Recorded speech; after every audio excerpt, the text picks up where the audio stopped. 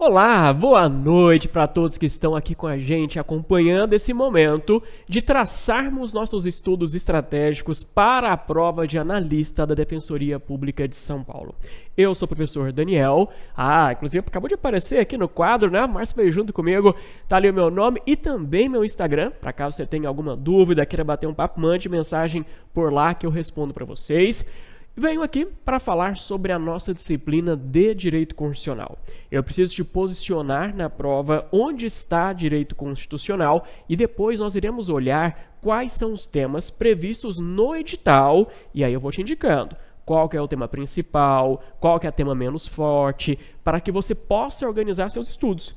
E até na hora de olhar, porque a gente tem aquela vontade de tentar zerar o edital, coisa que em reta final é um pouco difícil quando tem um concurso mais parrudo, mas você tem que pelo menos destacar quais são os temas mais importantes para esse sim, não deixar de lado de jeito nenhum nessa preparação, tá bom? Então deixa eu te mostrar aqui no quadro. Eu vou começar com um ponto que todos os professores vão mencionar, que você já sabe, mas vale a pena refrisar, não é? Que é o primeiro concurso público de analista da Defensoria Pública de São Paulo. O que isso significa? A gente não tem histórico. Para falar, gosta de perguntar isso, gosta de perguntar aquilo, a gente não tem. Mas a banca é FCC. Então, como que a gente vai trabalhar? A gente vai observar, nesse caso, o que a FCC gosta de perguntar nas disciplinas dentro que é cobrado, em especial nos concursos que a FCC organizou para a Defensoria Pública. Por exemplo, a FCC foi a banca realizadora do concurso para analista da Defensoria Pública do Estado do Amazonas. Então ali dá para a gente já ter uma noção de como ela perguntou, o que ela quis, quais foram as pegadinhas e dá para trazer isso para cá. Outro ponto. A prova objetiva, o nosso foco agora é a prova objetiva. São 88 questões, como eu já comentei com vocês no nosso raio-x, só que eu quero saber aqui onde que encaixa a constitucional. Então, constitucional, 9 questões na prova. 9 questões. Se observar, salvo língua portuguesa, todas as demais disciplinas são 9 questões. Depois, na prova discursiva, para aqueles que forem habilitados dentro de um número, que eu falo com vocês no raio-x, esses vão para a prova discursiva. E na prova discursiva, são 4 estudos de caso, envolvendo todas as disciplinas, menos tributário, e princípios e atribuições da Defensoria Pública do Estado de São Paulo. De resto, pode vir tudo e pode ir conjugado. Você fala, Daniel, mas eu tenho ali, 1, 2, 3, 4, 5, 6, 7, 8, 9, né, disciplinas mais empresarial. 10 e mais tributária, que deu 11, deixa eu de novo. 1, 2, 3, 4, 5, 6, 7, 8, 9, 10, tá bom? 10 disciplinas, tirando tributário, então 9. São 9 disciplinas para 4 estudos de casos. Aí você pensa o seguinte, 9 para 4, não tem como cobrar de todas.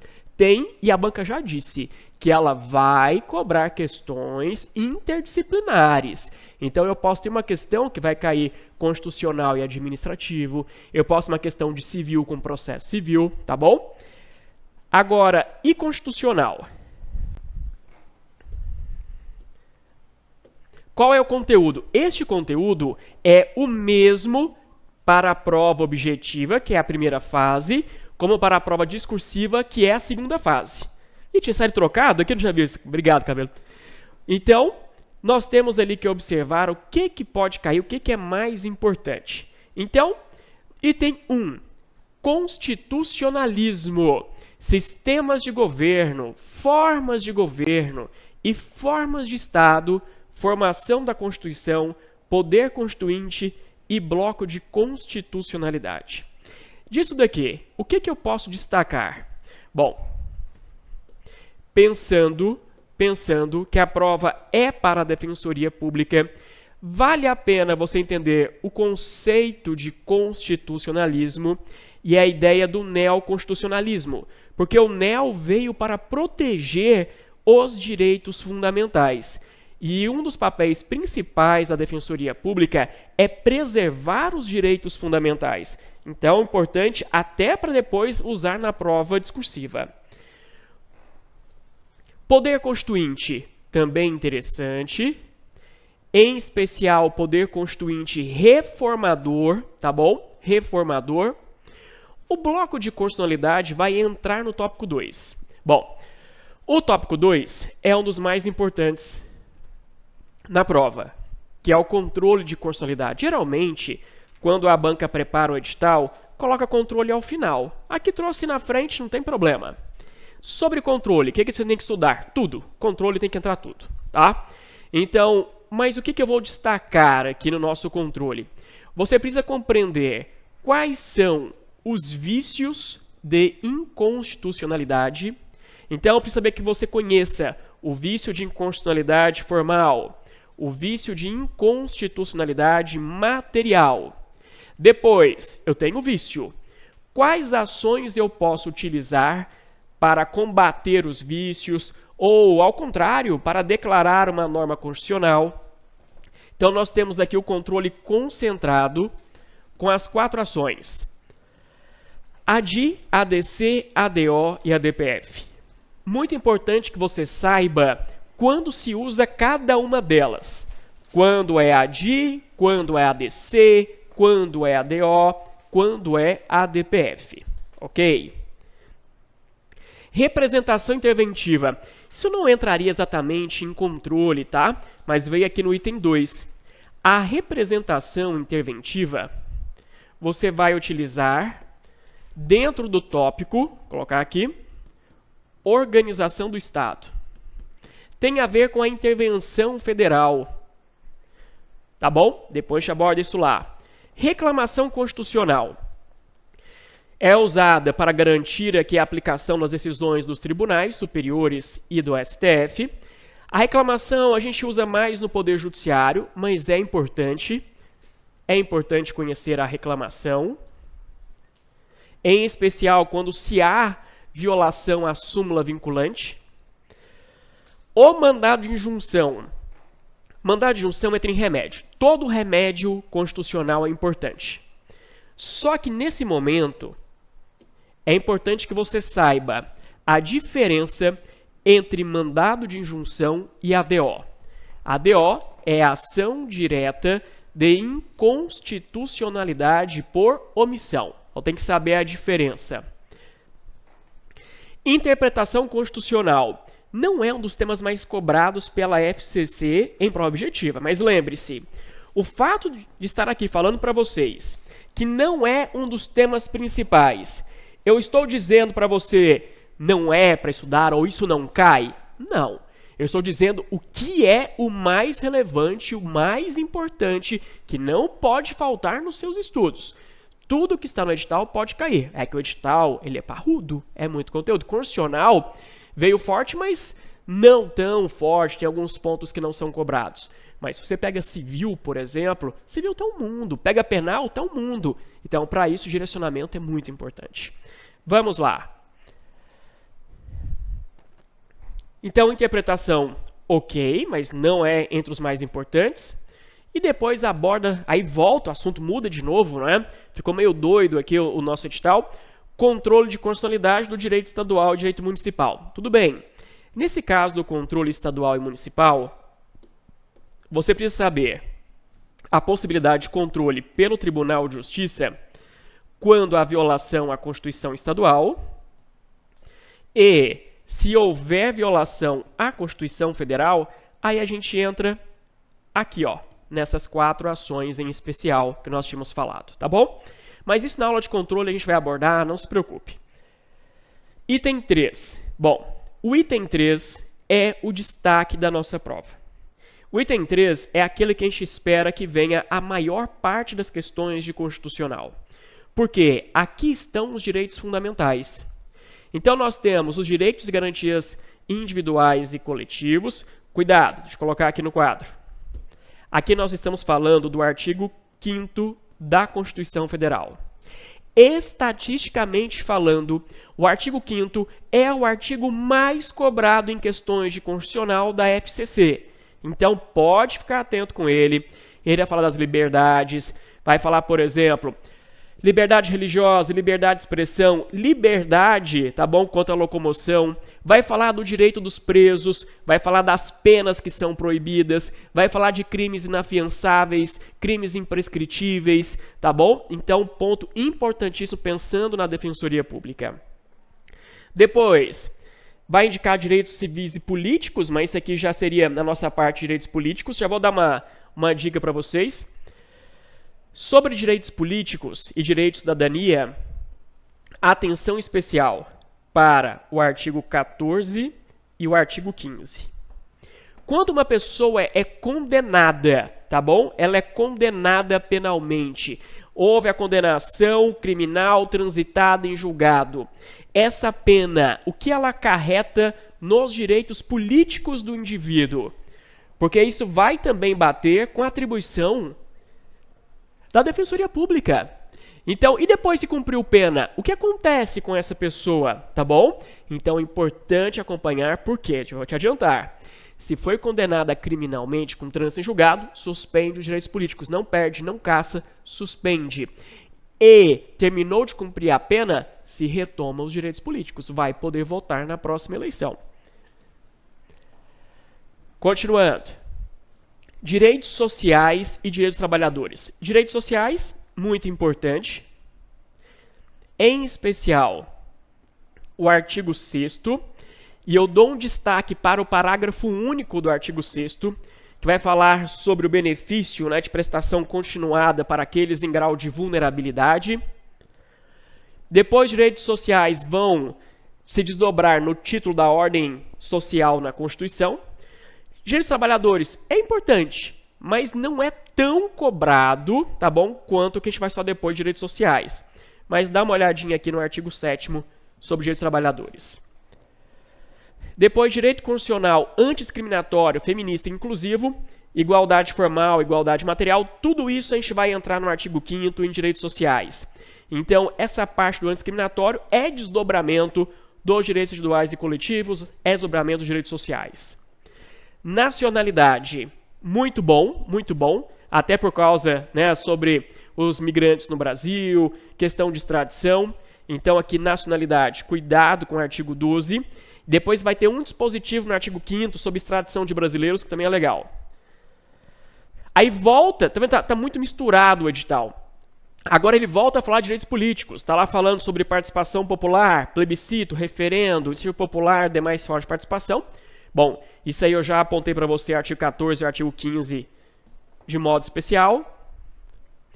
Depois, conselhos de direitos, conselhos gestores de políticas públicas, conferências, orçamento participativo, audiências públicas e consultas públicas, tudo isso daqui também comunicando com o artigo 14 da Constituição Federal.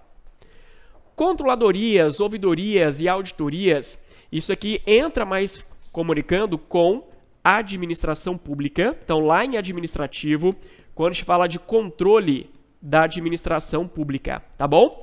Então, esse é um tema que a gente vê lá em direito administrativo.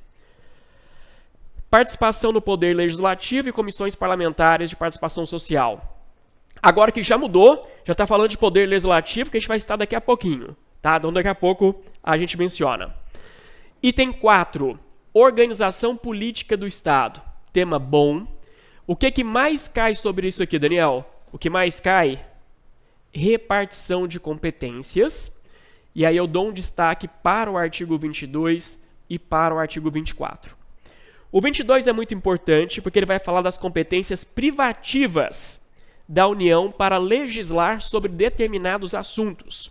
Se um Estado ou município acaba fazendo uma lei sobre um assunto que era privativo da União, em tese aquela lei é inconstitucional. Então, tema ótimo para uma questão envolvendo controle de constitucionalidade. Depois vai falar sobre a União, Estados. Bom, eu teria um cuidado especial com Estados, já que a Defensoria Pública é estadual. Então, teria um cuidado lá com o artigo 25, quando fala sobre criação. Vou colocar aqui todos aqui, né? Do 25 ao 28. Mas um cuidado especial quando fala da criação de região metropolitana. Quem é que faz isso? É o Estado que cria região metropolitana. Também sobre autonomia dos entes federativos, artigo 18. Aí fala a organização regional que eu acabei de citar. Essa organização regional tem a ver com região metropolitana. Municípios, muito legal, sobre municípios também. Tem ali as competências dos municípios, que vale a pena ficar atento, porque a Defensoria Pública pode atuar para poder exigir que os municípios cumpram com suas funções. Ótimo. E aí depois mistura, né? Tá falando de município e região metropolitana, que é assunto de estado. Então fez uma misturazinha aqui. Ok. Depois, organização administrativa e funcional do estado. Tema bom, mas esse tema a gente estuda em direito administrativo, para não ficar repetitivo. Quando o Marcos for comentar com vocês sobre o estudo estratégico de direito administrativo, ele vai abordar vários desses pontos. Então, sobre os princípios da administração pública, vai falar sobre o regime jurídico dos servidores públicos, responsabilidade civil da administração pública, ok? Na sequência, e aí até já começa a falar sobre princípios da separação dos poderes. Isso não é mais administração pública, tá? Aquela parte final já é a divisão de poderes. Então, por enquanto, separação, funções típicas e atípicas de cada poder, simples. Não mergulhou aqui ainda no executivo e nem no legislativo. E aí dá um destaque para o poder judiciário.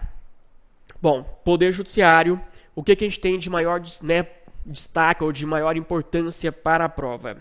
Então, para a prova, cuidado com Supremo Tribunal Federal. Ia colocar aqui sobre os magistrados, mas nem está aparecendo ainda. Mas a gente pode colocar como funcionamento, tá bom? Que a gente vai falar sobre vitaliciedade, a gente vai falar sobre inamovibilidade. Supremo, ok. Tribunal de Justiça de São Paulo, beleza. Súmula vinculante, tema muito recorrente, é o artigo 103A da Constituição Federal. Repercussão geral, isso a gente estuda lá em processo civil, isso tem a ver com recurso extraordinário. CNJ, bom, é o 103B. O que faz o CNJ, quais são aqui os seus componentes. Depois, entramos em funções essenciais da justiça, e aí é fato, né? Defensoria Pública vai despencar. Nós temos os artigos constitucionais sobre a Defensoria Pública e eles serão muito cobrados. Não que não se possa questionar sobre o Ministério Público, se questionar sobre a advocacia pública, claro que sim. Então, o tópico 7, ele é importantíssimo, pois o concurso é para a Defensoria Pública, se espere questão da Defensoria sobre a Defensoria na Constituição Federal. Eu vou falar isso em aula de constitucional e o Mário vai falar com vocês, professor Mário, vai falar com vocês também na disciplina de princípios e atribuições da Defensoria Pública, tá bom? Ele vai também abordar sobre isso lá, então, ponto importantíssimo. E aí depois fala sobre Conselho Nacional da MP, mas isso é dentro de Ministério Público. Provimentos, resoluções e recomendações.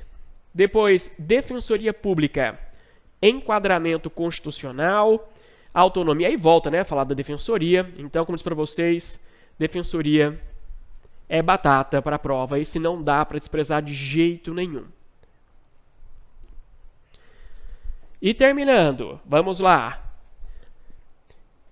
Item 8, defesa do Estado e das instituições democráticas. Aqui o que é mais comum ser questionado é sobre a diferença entre estado de defesa e estado de sítio.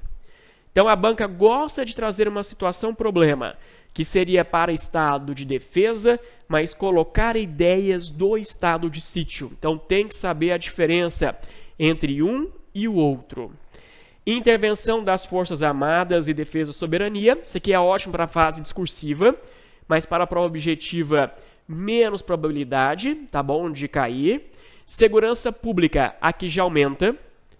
Na segurança pública, estou falando já do artigo 144, aqui você vai ter que tomar um cuidado especial para entender qual a função da Polícia Militar, qual a função da Polícia Civil, qual a função da Guarda Civil Metropolitana. Item 9. Direitos em espécie. Então, a gente já tinha visto lá atrás, né, um tópico, um capítulo de direitos, aí volta agora um outro capítulo de direitos. Vamos entrando aqui nos principais. Política urbana e conflitos urbanos. Sobre política urbana, não é um ponto tão cobrado, mas vale uma atenção ao artigo 182, 183, que vai falar da propriedade urbana, sobre o plano diretor, qual município tem que ter plano diretor, né, que é obrigatório. Política agrícola e fundiária da reforma agrária. Isso aqui seria ótimo para a Defensoria Pública da União, tá? DPU ia nadar nesse assunto. Então, para a gente, vale aqui um cuidado também entre o artigo 184 e 186, mas não é tão relevante, tá? Porque seria a missão para a Defensoria Pública da União cuidar, atuar na reforma agrária. Ok. Direito dos povos e das comunidades tradicionais. Aqui é legal, aqui tem que ter uma atenção ao artigo 216, quando vai falar sobre os quilombolas, tá? Pode, que é uma questão falando sobre quilombola. Depois, ordem social. Aqui era para ser um outro título, só de ordem social, para ficar mais organizado, né? Mas eu coloquei para vocês como está no edital. Então, ordem social, aqui é o desdobramento de direitos sociais. Então, sobre ordem social, vamos lá. Fundamentos e objetivos. Pode pegar sobre os princípios da ordem social. Depois, direitos e políticas públicas voltadas à equidade de raça e gênero, população LGBTQIA+, e pessoas com deficiência. Bom, sobre isso, eu vou marcando aqui quais são as partes da Constituição onde a gente vai conseguir os dobramentos. Então, saúde pública, vai cair em prova, saúde vai cair. Então, cuidado com o artigo 196, 197, 198, 199, tá bom? Depois entra na defesa dessa pessoa com transtorno mental, aí foge um pouquinho já da Constituição, tem leis sobre isso. Assistência, desenvolvimento e promoção social. Então, cuidado com a seção que nós temos sobre assistência social, é papel da Defensoria. A assistência social tem por finalidade garantir proteção àquelas pessoas em grau de vulnerabilidade. O que cai em prova mais é entender o seguinte: para gozar dos benefícios da assistência social, precisa contribuir? Não. Previdência precisa, assistência social não. Ou uma outra pergunta que é tradicional na FCC é questionar se aquela pessoa que está em grau de vulnerabilidade, ela for idosa ou ela for PCD, e ela não tem condições de se manter, e nem ninguém da família que consiga fazer isso. Essa pessoa tem direito a receber um benefício mensal de um salário mínimo pela assistência social, pelo SUAS. Então, isso tem cara que vai cair na sua prova. Vamos lá. Direito à alimentação adequada e à segurança alimentar. Boa. E aí vem educação. A educação, a saúde e a assistência, como eu falei, conversam muito com relação à equidade de raça, de gênero, à população LGBTQIA+. Então, ótimo. E aí, educação sempre inclusiva, participativa, ok? Nesse caso da educação, cuidado com o artigo 206 na Constituição. Comunicação social não é um tema tão comum na FCC, mas é um tema bom. Vai falar sobre imprensa na comunicação social, tá bom? Aí lá no artigo 220, 221. Meio ambiente, tema normal de cair em prova, tá? No artigo 225. Sobre proteção, sobre a questão do EIA-RIMA, né, o estudo prévio de impacto ambiental nas grandes obras. Povos tradicionais, então sobre os povos indígenas, né, muita chance de cair, embora a proteção imediata dos indígenas seja dever, né, da Defensoria Pública da União, do Ministério Público Federal, né, mas pode cair algo para a gente também aqui na Defensoria Pública do Estado de São Paulo. Então, por isso, cuidado com o artigo 231, tá bom? 231, quando se fala sobre a proteção dos povos indígenas. Comunidades quilombolas, já disse para vocês, artigo 216 é onde nós temos a previsão. Já os povos ciganos, população ribeirinha, comunidade de terreiro, pescadores, até a comunidade de terreiro, a gente não tem indicação concreta, mas a gente tem, como eu falei, artigo 216 que fala da proteção cultural, então é ponto de atenção. Pessoas são de rua, entra assistência social, tá bom? Então volta lá para os artigos da assistência social, ótimo. Então já deu para sentir aqui o conteúdo de constitucional. É um conteúdo menor do que outras provas, quando a gente olha para o texto da Constituição, então não é tão volumoso como em outras provas, mas é importante que você pegue, além dos pontos principais, entender que a prova vai construir muitas das novas questões de constitucional no formato para Defensoria Pública, pensando na atuação da Defensoria Pública. E o papel da Defensoria Pública é garantir a prestação jurídica para as pessoas em grau de vulnerabilidade. Óbvio que eu vou ter uma ou outra questão pragmática, das antigas de constitucional, em especial quando for de controle, mas quando a gente agora observa, o restante da prova, pode esperar. Então, das 9 questões, eu digo para vocês que eu espero umas 6 questões vocacionadas para a Defensoria Pública e 3 questões tradicionais em constitucional. Se você tiver ficado com alguma dúvida nesse nosso estudo estratégico dos pontos que eu estou indicando para vocês, me mande uma mensagem lá no meu Instagram, no @danlamunier, que a gente conversa. Além de ser professor na casa de Direito Constitucional, Direito Administrativo, professor em preparatório para concurso desde o ano de 2011, eu coordeno essa nossa área de concursos públicos para tribunais, Defensoria Pública e Ministério Público. Então, quer conhecer mais sobre os nossos cursos? Tem algum ponto que você está aqui com uma dúvida? Mande mensagem no meu Instagram que a gente bate um papo. Eu fico por aqui hoje, mas não deixe de conferir todos os estudos estratégicos, ia falar dirigidos, mas também serve, todos os estudos estratégicos que nós estamos mostrando para vocês essa semana, porque esses estudos vão te ajudar muito na caminhada, na organização, tá bom? Um grande beijo, bons estudos, bora que esse concurso é muito especial. Até mais, tchau, tchau.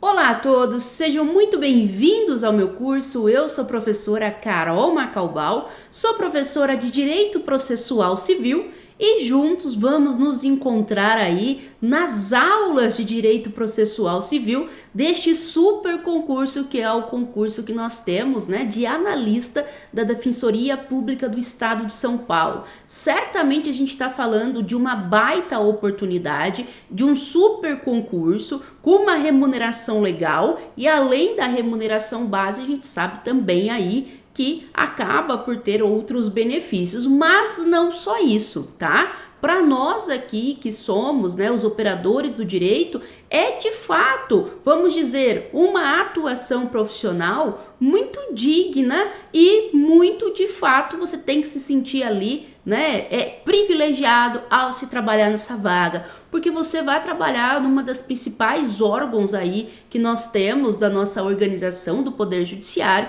e que faz um trabalho maravilhoso, a Defensoria Pública. Então, assim, é de fato uma baita oportunidade e nós vamos aqui juntos analisarmos, os aspectos de direito processual civil, o que é que nós temos de cobrança mesmo ali no edital, quais são os pontos que a banca examinadora vai trabalhar ali as questões e a gente trazendo isso de uma forma mapeada, de uma forma estratégica, como é que serão as nossas aulas, certamente aí você vai ter um estudo específico, um estudo estratégico, que isso vai refletir ali no momento em que você vai fazer a sua prova.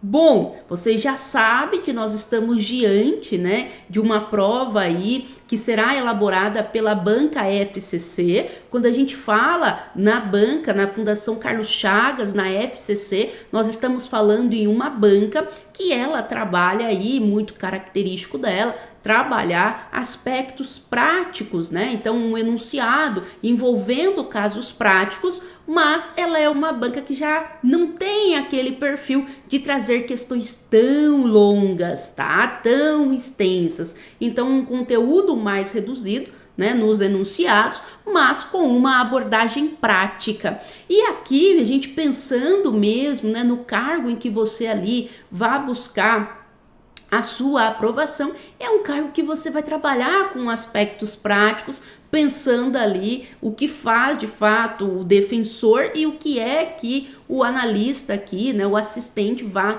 de fato auxiliar. Então são situações práticas que a banca vai cobrar de vocês. E um aspecto de extrema importância a se observar aqui, o seu modo de estudo é um modo de estudo que você tem que ter, né, de fato uma atenção especial para as hipóteses em que a nossa legislação ela aborda questões específicas mesmo para a Defensoria Pública. Então, se nós analisarmos o nosso Código de Processo Civil, a gente tem uma série de passagens que envolvem pontos específicos para a Defensoria Pública. Então, ao longo dos seus estudos, você precisa enfatizar isso. Vou dar um exemplo aqui muito simples, a gente vai passar por várias situações, mas, por exemplo, aqui, quando nós falamos, né, em recursos, recurso na parte da teoria geral de recursos, nós precisamos, né, para recorrer, comprovar o preparo, que é um dos requisitos de admissibilidade.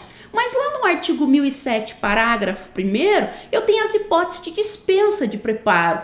E uma aí das hipóteses de dispensa de preparo é quando o recurso é interposto pela Defensoria Pública. Então, são estes pontos aqui que nós vamos ter que, de fato, enfatizar. Serão aulas elaboradas especificadamente para o seu concurso, em que com toda certeza nós vamos enfatizar aqui o que é que a nossa legislação traz de específico para a Defensoria Pública, já que a gente tem que pensar que o seu concurso é um concurso específico para a Defensoria. Então, este exemplo que eu te dei é um dos exemplos, né? Então, aí você se depara com questões ali envolvendo, realmente, para você recorrer, você tem que comprovar o preparo. Uma Defensoria Pública tem? Não, está dispensada, porque está lá no nosso artigo 1007, parágrafo 1º. Então, é isso que a gente tem que, né, ter essa análise estratégica, fazer este estudo específico, e é isso que nós vamos trabalhar ao longo das nossas aulas. Então, Carol Macaubal, quando for, né, de fato ali ministrar as aulas para vocês, ela já vai verificar quais são de cada temas, né? Então, são os temas mesmo do seu edital que nós vamos trabalhar ao longo das aulas e o que é que tem de específico para a defensoria, que é o que nós temos que ter, vamos dizer assim, o ponto mesmo de atenção, que tem uma chance muito considerável de ser cobrado na sua prova. Tudo bem? Bom, aqui essa, né, a análise que nós vamos fazer aqui, essa estratégia para que você se prepare de forma adequada. Nós temos aqui um material, eu vou começar a passar pelo material e depois a gente já vai aqui verificar os principais pontos do nosso edital, quais foram os pontos que de fato, né, o edital traz, que serão cobrados em direito processual civil. Então, aqui na sua tela, já estou colocando, a gente já vai seguir um pouquinho mais. Bom, esse nosso curso, né, Analista de Defensoria Pública de São Paulo, é o primeiro concurso, então nós estamos falando do início de uma carreira. E, Carol, como é que será essa prova? Bom, aí a gente utiliza, de fato, aí elementos, né, de outras carreiras que têm cargo de analista. E um dos elementos que nós temos é para o analista do MP, né? Então, a gente tem ali o analista de MP, e se a gente for pensar, a prova mais ou menos tem o mesmo formato. Nós temos questões discursivas, questões objetivas, testes, e também questões discursivas, que é o formato que é aplicado para o analista do Ministério Público de São Paulo. E este edital em específico, né, aqui trazendo mesmo uma ideia da prova já discursiva, ele vem de forma expressa nos dizer que haverá ali uma chance muito considerável de questões interdisciplinares. Então, o que é isso? Então, veja, processo civil é um dos temas que podem aparecer ali na sua, né, prova discursiva. E quando a gente fala em interdisciplinaridade, se vocês analisarem, né, então nós temos aspectos de processo civil lá no ECA, nós temos aspectos de processo civil, né, em outras leis especiais que podem ser abordadas ali como questões cursivas. Então sempre a gente tem que trabalhar, nós vamos ao longo dessa nossa aula, dessas nossas preparações, trabalhar essas questões interdisciplinares, que elas vão te ajudar tanto para uma primeira fase, mas também já pensando ali na sua segunda fase. Como eu já disse, né, segunda fase, segunda etapa ali, as questões cursivas. Como eu já disse aqui para vocês, a banca organizadora é a banca FCC. Essa é uma banca que aborda, assim, casos práticos, mas o que ela tem ali, né, de peculiaridade, de algo específico dela, é enunciados, vamos dizer aqui, são mais enxutos, né, não são enunciados tão longos, tão extensos. E uma prova mais com uma característica objetiva. Gostamos aqui das questões envolvendo, né, a banca FCC.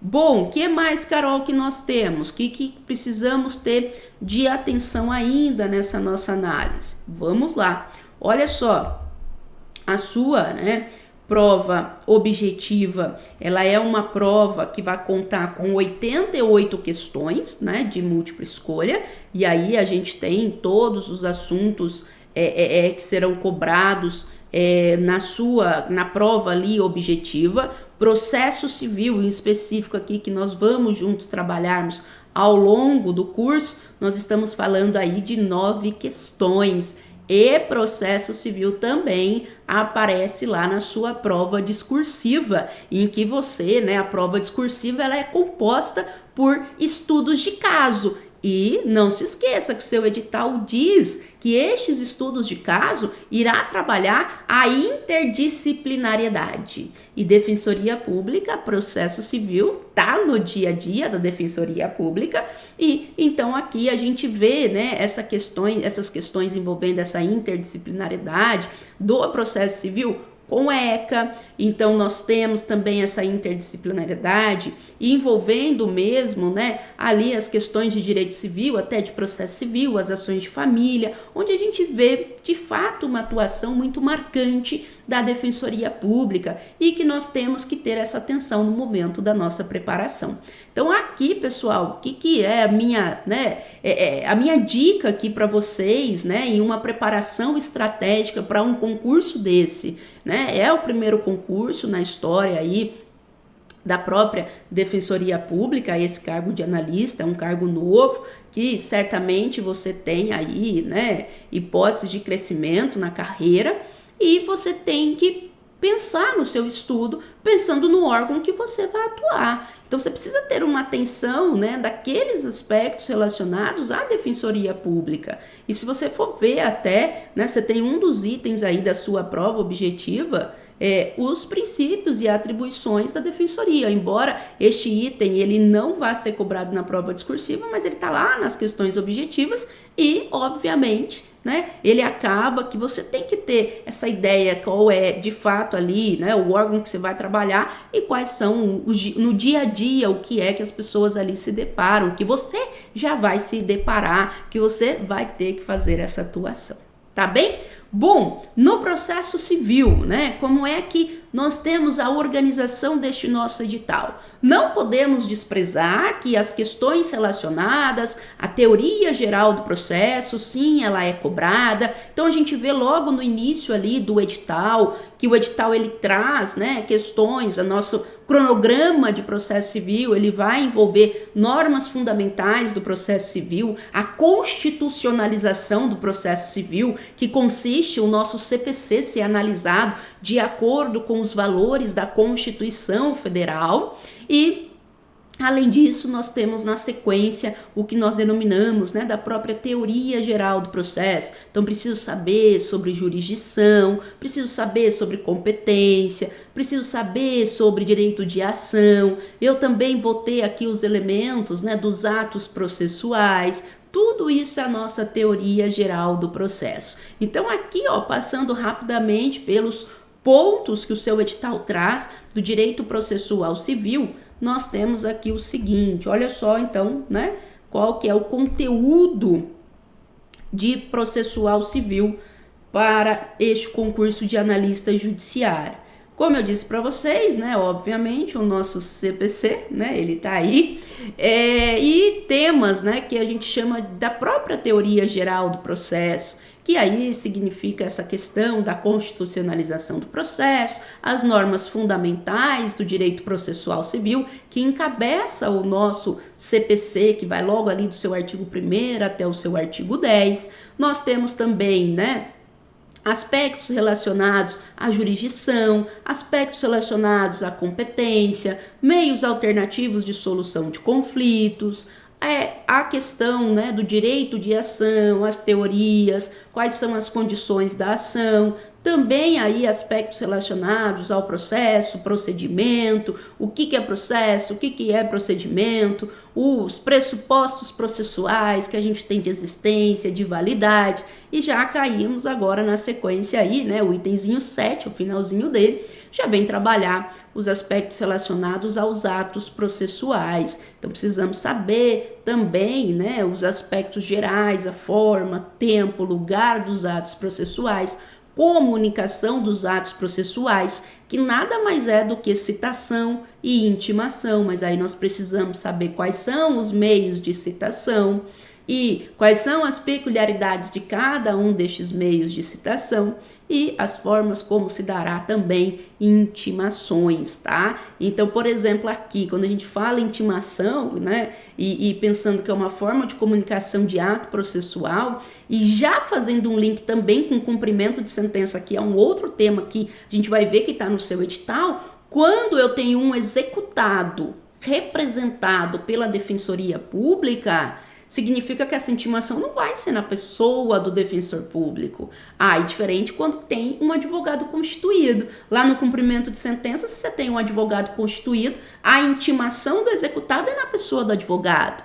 Não, mas quem representa este executado é a Defensoria Pública. E aí, como que se vai dar a intimação? É na pessoa do defensor público? Aí o analista vai ter que ficar pegando o telefone atrás desse executado? Não, o Código de Processo Civil também traz aqui uma especificidade para a Defensoria Pública. O CPC fala, olha, se por um acaso esse executado, ele estiver, né, ele é representado pela Defensoria Pública, aí então a intimação será pessoalmente ali na pessoa do executado, pelos correios, no endereço que ele indicou, tá? Ou eventualmente por oficial de justiça. Então não vai ter que ficar pegando o telefone, o analista, né? E ligando atrás desse executado, que muitas vezes não tem um contato mesmo. Porque a gente está falando, né, de pessoas aí, uma defesa de pessoas com uma certa vulnerabilidade, que tem uma certa dificuldade de comunicação. Então não é uma responsabilidade do defensor público e, por óbvio, né, não é uma responsabilidade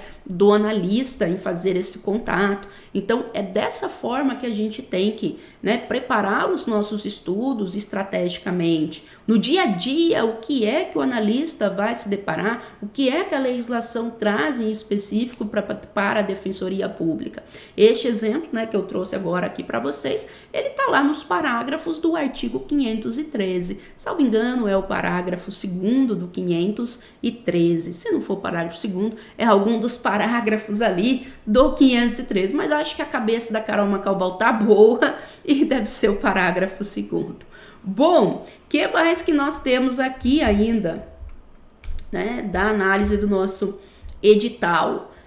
Outra temática, né, e ainda faz parte dessa nossa teoria geral do processo, até o itemzinho ali, o 9, a gente fala da teoria geral do processo, então sujeitos do processo, preciso saber sobre litisconsórcio, preciso saber sobre substituição processual, sucessão processual, também aí as formas de intervenção de terceiro. Então, intervenção de terceiro, a gente precisa lembrar do nosso sempre, né, queridíssimo ADICA, o A de assistência, o D de denunciação da lide, o I de incidente de desconsideração da personalidade jurídica, o C de chamamento ao processo e o nosso último A, o amicus curiae. Precisamos entender quando é que a gente vai ter cada uma dessas formas de intervenção de terceiro, como é que ocorre, né, essa intervenção de terceiro. Então, também outro aspecto aí cobrado.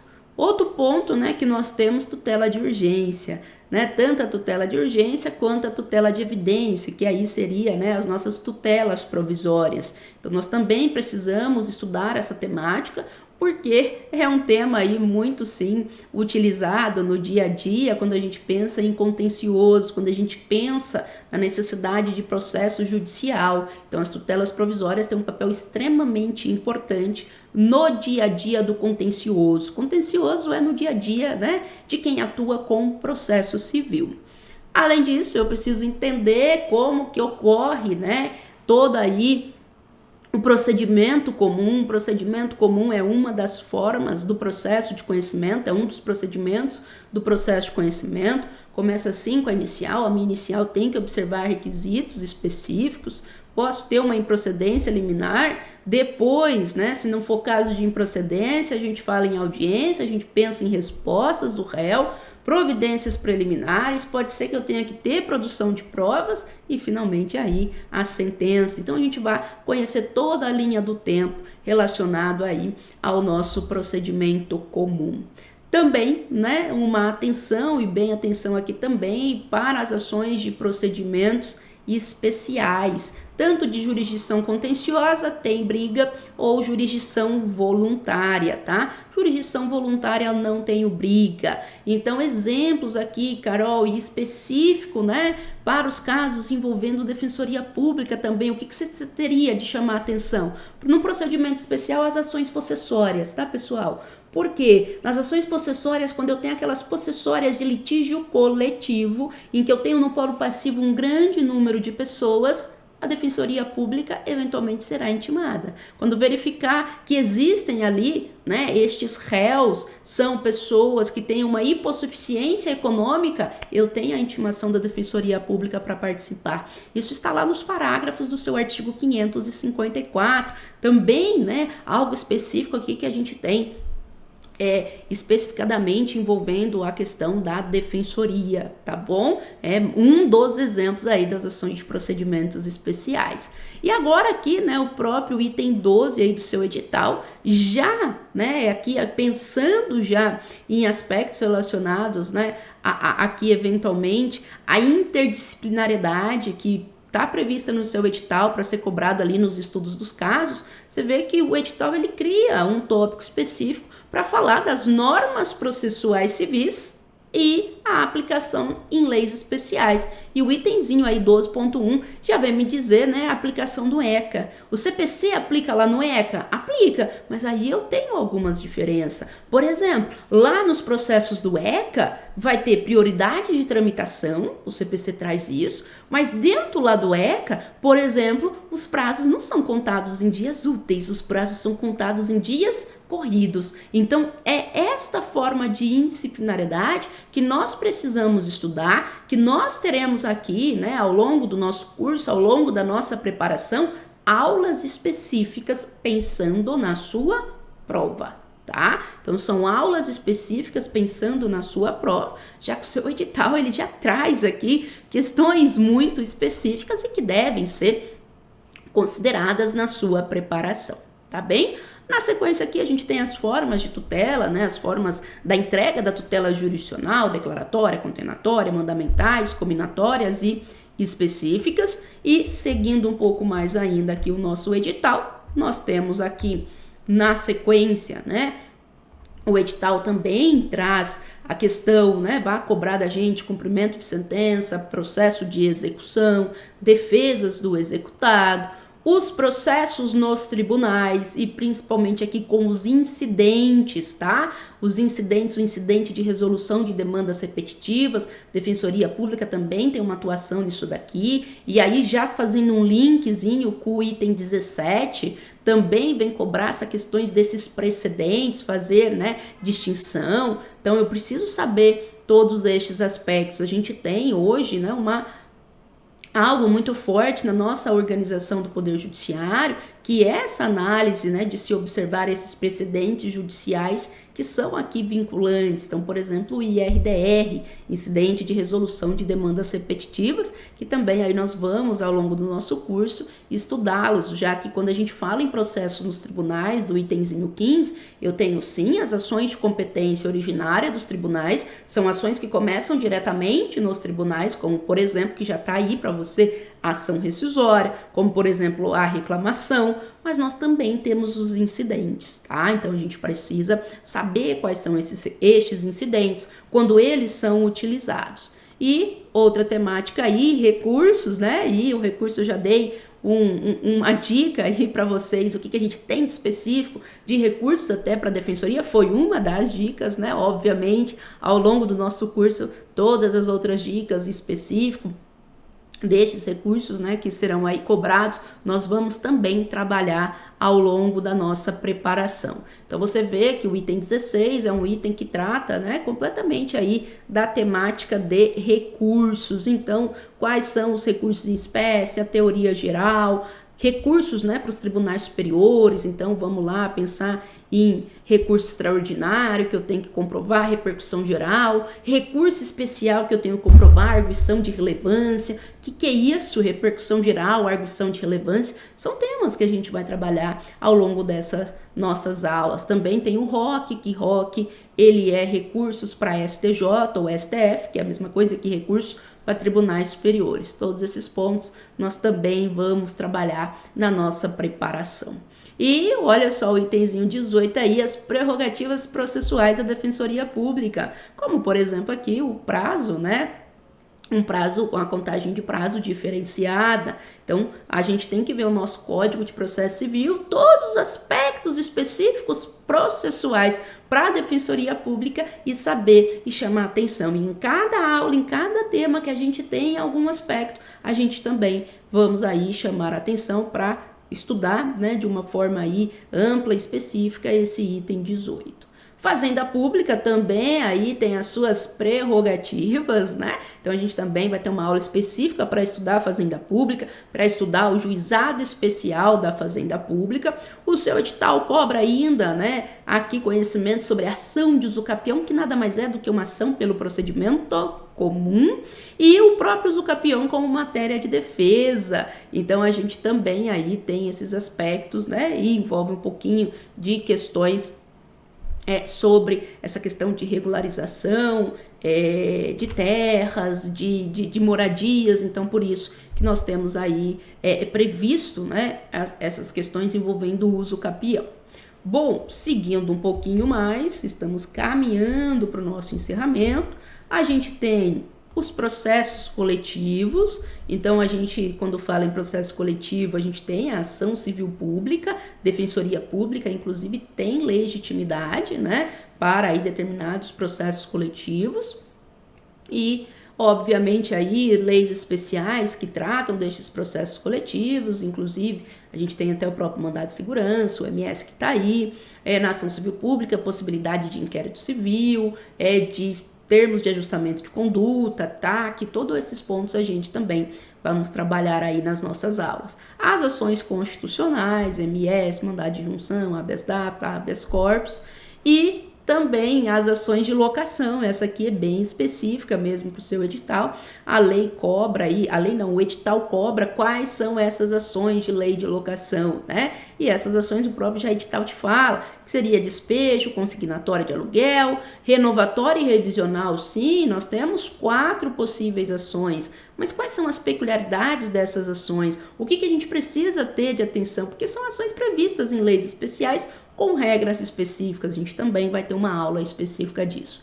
As ações de família, envolvendo aqui também ações de alimento, ações de união estável, ações, né, de divórcio, todos estes aspectos também previstos no seu edital. E agora sim, né, a nossa última rodada aqui de temas previstos aí no seu edital, nós temos, né, que ter conhecimento sobre os juizados especiais cíveis, né? Então, o JEC também está previsto no seu edital. A assistência judiciária, quais são esses aspectos processuais, como é que se faz esse requerimento de gratuidade, Como é que se faz uma impugnação de gratuidade, quais são os elementos que tem que comprovar, todos estes aspectos aí também previstos no seu edital. E finalmente aí o nosso processo eletrônico, que acaba por ser já hoje a nossa realidade, principalmente no estado de São Paulo. Hoje toda a distribuição aqui já no nosso Tribunal de Justiça do Estado de São Paulo se dá por meio eletrônico, né?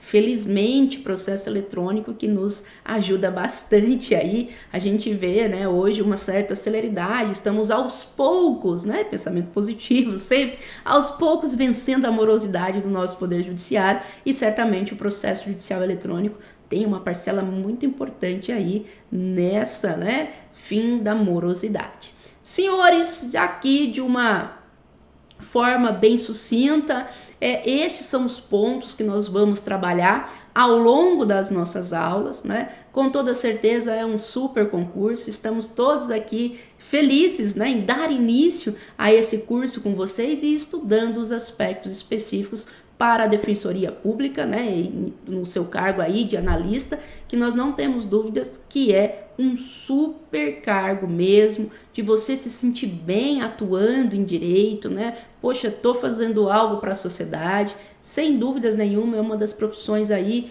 mais, assim, gratificantes mesmo, né, do ponto de vista aí social. Tá bem? Nos vemos ao longo das nossas aulas aí de Direito Processual Civil, pensando logo aí na sua preparação para as questões objetivas, mas também já com um olhar para as questões discursivas. Um beijo para vocês, bons estudos, estamos começando e nos vemos aí nas nossas aulas. Tchau, tchau!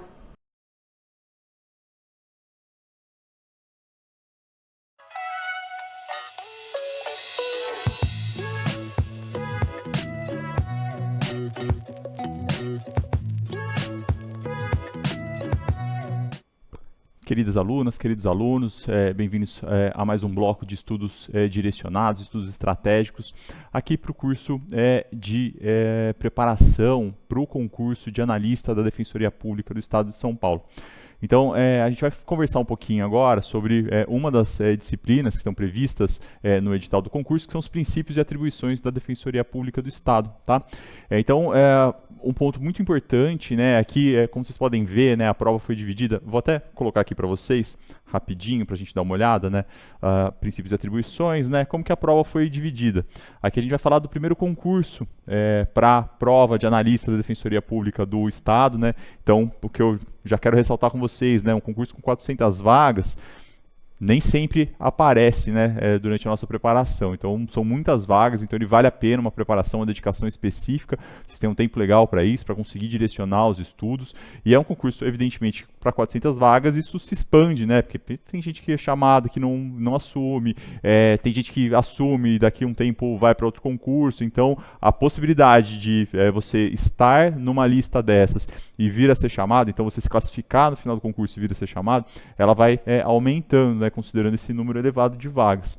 Então, vale a pena essa preparação específica. E os concursos de defensoria pública, eles tradicionalmente, né, para a carreira fim, para a carreira de defensor público e para as carreiras de analista, né, nas defensorias que tem, a gente está vendo que a Defensoria Pública do Estado de São Paulo está trazendo o primeiro concurso aqui, né, então é a primeira turma de analistas que vai iniciar as atividades na defensoria no Estado de São Paulo, apresenta peculiaridades, características muito próprias na hora de fazer a prova, né? Notadamente em relação a algumas disciplinas. Então, a disciplina de princípios institucionais, de direitos humanos, de direitos da criança e do adolescente, são todas disciplinas que apresentam uma carga própria de estudo, de tópicos muito específica nos concursos da Defensoria Pública, que não vão aparecer tanto em outros concursos, como os concursos de magistratura, do Ministério Público, as carreiras de procuradoria. Então é bem interessante essa preparação específica. E aí o reta final é essencial aqui para a gente desenvolver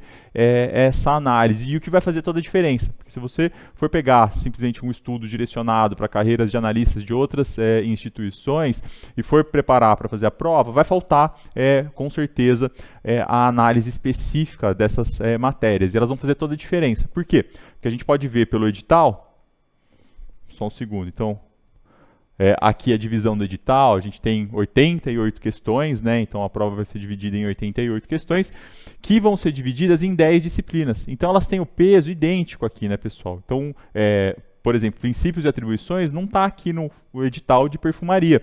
Ele tem 9 questões. Então ele tem a mesma quantidade de questões que processo penal, que direito penal, que constitucional e assim por diante. Então é muito importante a gente dar, durante essa preparação, a gente dar a devida atenção a todas as matérias, porque a sua pontuação ela vai depender de todas e proporcionalmente todas têm a mesma relevância. Então isso vai fazer com que é uma prova que há grandes chances de as pessoas que se preparem especificamente para ela e estudem as matérias específicas tenham um rendimento superior a alguém que vem estudando para outras disciplinas, para outras carreiras e venha a fazer a prova. Porque ele vai ter um conhecimento bom, às vezes, de constitucional, de direitos de processo civil, processo penal, mas não em relação às matérias chave aqui. E princípios e atribuições institucionais, uma delas aqui, porque a gente não vai ter uma ou duas questões, a gente tem 9 questões da disciplina, então a gente tem que guardar o mesmo nível de estudo aqui para todas, certo? O segundo ponto importante aqui, né? Então a gente está falando de um primeiro concurso, então a gente não tem um histórico de concursos em relação a provas de analista da Defensoria do Estado de São Paulo, mas a gente tem o histórico de outras provas de analistas e o histórico das provas para defensor público. E a gente vai estar com uma banca aqui, que é uma banca que também tem uma larga experiência com concurso de defensoria, que é a FCC. Então é importante fazer aí também um histórico, apanhado das questões que a FCC já tratou sobre o tema, tá bom? Evidentemente a gente faz isso para direcionar os estudos de vocês no reta final, mas é sempre importante que vocês treinem também, e aqui a gente vai ter esse direcionamento, certo? Em relação ao edital, então o edital na disciplina de princípios e atribuições da Defensoria Pública, né, os princípios institucionais, é um edital bem completo, tá? Ele vai trazer uma análise histórico-doutrinária sobre as teorias de acesso à justiça, sobre o desenvolvimento da Defensoria Pública, vai trazer a base constitucional da Defensoria Pública, então a previsão constitucional, as emendas constitucionais que foram dando força e independência à instituição, e vai trazer, evidentemente, a análise da infraconstitucional, né, a análise legal, tanto com o diploma, a lei federal, que disciplina a Defensoria Pública, quanto a lei estadual, que disciplina a Defensoria Pública do Estado de São Paulo. E aí aqui, muito importante esse direcionamento, porque a gente tem vários instrumentos, vários órgãos específicos que vão aparecer na Defensoria Pública do Estado de São Paulo, que são passíveis aí depois de cobrança na hora da prova e que vão dar a cara da instituição. Então, evidentemente, vocês estão passando aqui por um crivo para adentrar a instituição, então é importante conhecer como ela funciona. E esse momento, essa disciplina, ela auxilia nessa cobrança, né, de você entender qual que é o organograma da instituição, onde vai estar a carreira de analista, qual que vai ser o desenvolvimento da função dela ali. Então, ela vai trazer toda essa possibilidade. Então, entender esse organograma funciona aqui para a hora da prova e vai funcionar depois para o momento aí pós-aprovação. Certinho? Então vamos dar uma olhada no edital como é que ele ficou.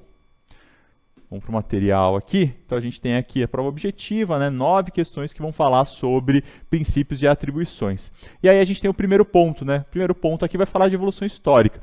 Aqui a gente vai conversar com vocês, né? Vou falar um pouquinho no reta final sobre a evolução histórica do acesso à justiça, então os perfis caritativos de início, como isso foi se desenvolvendo nos principais ordenamentos jurídicos ao longo da história. A gente tem alguns marcos importantes que a doutrina traz, que a gente vai conversar, tá bom? Então isso aqui também é um ponto clássico de edital para a defensoria.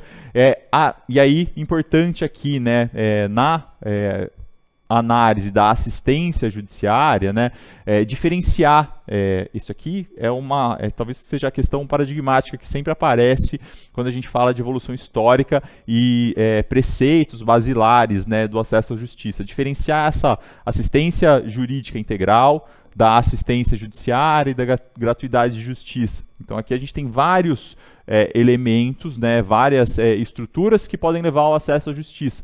E é importante a gente diferenciar cada uma delas, como cada uma funciona. Isso é cobrado a rodo em concurso para defensoria, para analista. A gente vai falar isso, a gente vai conversar sobre o tema de maneira detida no reta final, vai estabelecer a diferença, então, que a Defensoria Pública do Estado de São Paulo faz presta ali a assistência jurídica integral aos necessitados, o que se difere do que é a gratuidade de justiça, que está prevista no Código de Processo Civil, e da assistência judicial também, que era realizada antes do desenvolvimento da Defensoria como uma instituição permanente e perene.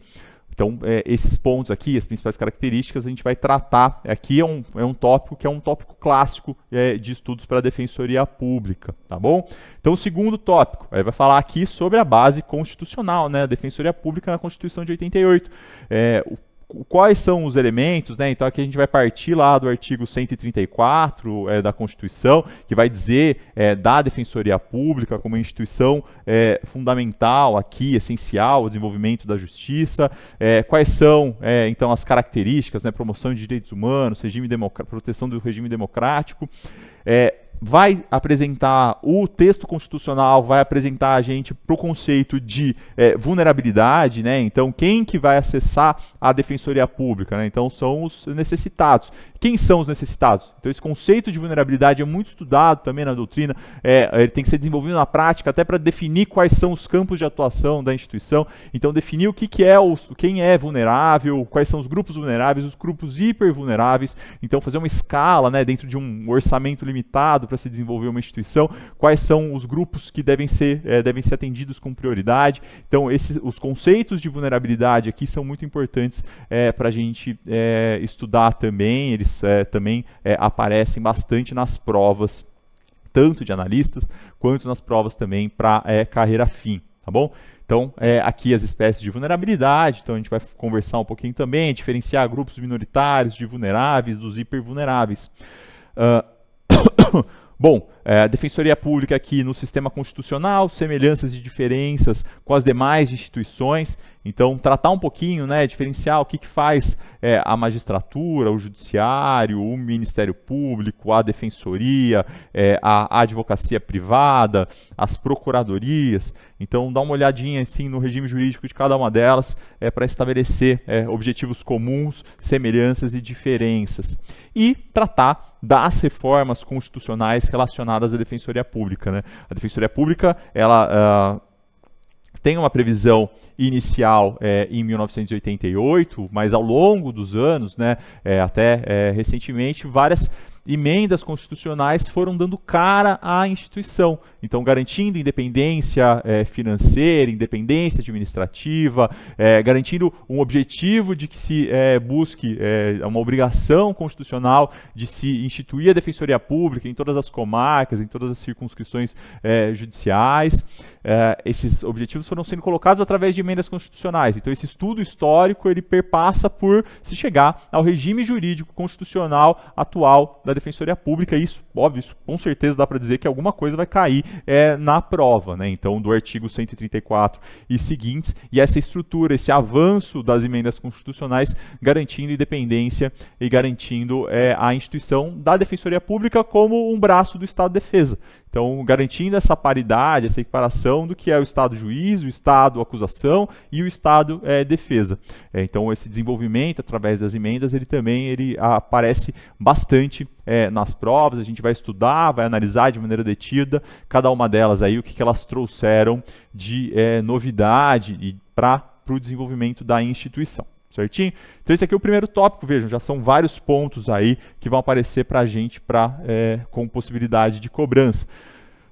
Tópico 3, e aí aqui a gente vai falar especificamente sobre a estrutura da Defensoria Pública geral, né, da Defensoria Pública no país e especificamente a Defensoria Pública do Estado de São Paulo. Então, modelo de organização, esse organograma aqui tem que ficar muito claro para a gente, né, como é que vai funcionar, quais são os órgãos da administração superior da Defensoria Pública, a Defensoria Pública Geral, o Conselho, as subdefensorias, o que cada uma delas faz, ouvidoria geral, que para fins de Defensoria Pública do Estado de São Paulo, né, ela tem características particulares que são importantes da gente analisar.